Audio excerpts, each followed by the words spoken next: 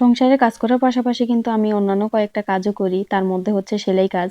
তো সেলাই কাজ সম্পূর্ণ পারি না কিন্তু নিজের থ্রি পিস গুলা কিন্তু বানাতে পারি বা আমার যেটা প্রয়োজন সেটা বানাতে পারি। তো যেগুলা একটু ভালো থ্রি পিস ওইগুলো আবার বাজারে বানাতে দেই। আর রেগুলার যেগুলা পড়ি ওইগুলা কিন্তু আমি নিজেই সেলাই করার চেষ্টা করি। তো বাসায় যেহেতু একটা সেলাই মেশিন আছে তো নিজেই চেষ্টা করি কিছু বানানোর জন্য। তো যেমনই হোক পরা তো যায় সেটাই হচ্ছে বড় কথা। তো অনেকদিন ধরে ২ টা পায়জামার কাপড় আর একটা জামার কাপড় ওড়না এনে রেখেছিলাম কিন্তু সময়ের অভাবে করতে পারতেছিলাম না। কারণ সেলাই কাজ এমন একটা কাজ যখন করতে মন চায় তখন করতেই মন চায়। আর যখন মেশিনে না বসি তখন কিন্তু ১ সপ্তাহ মেশিনের কাছাকাছি যেতে মন চায় না।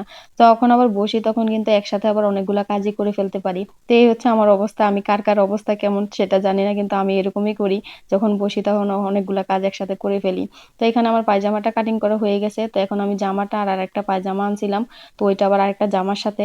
তো এটা এই সবগুলা কাটিং করে ফেলবো। তো আমি এমনিতে বাসায় নিজেদের কাপড়গুলোই বানাই। কিন্তু আউট কোনো মানুষের কাপড় নেই না। কারণ আমি ভালো করে এত বানাতে পারি না প্রফেশনাল ভাবে।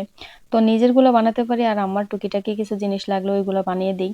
তো এখনো সম্পূর্ণটা হয় না। তো চেষ্টা করতেছি আল্লাহর রহমতে আস্তে, আস্তে সবকিছু শিখে ফেলবো। তো যারা সেলাই কাজ সম্পূর্ণভাবে পারে তারাই জানে সেলাই কাজ করতে জানলে কিন্তু অনেক মজা আছে। কারণ নিজের কাপড়গুলা নিজের মন মতো বানানো যায়।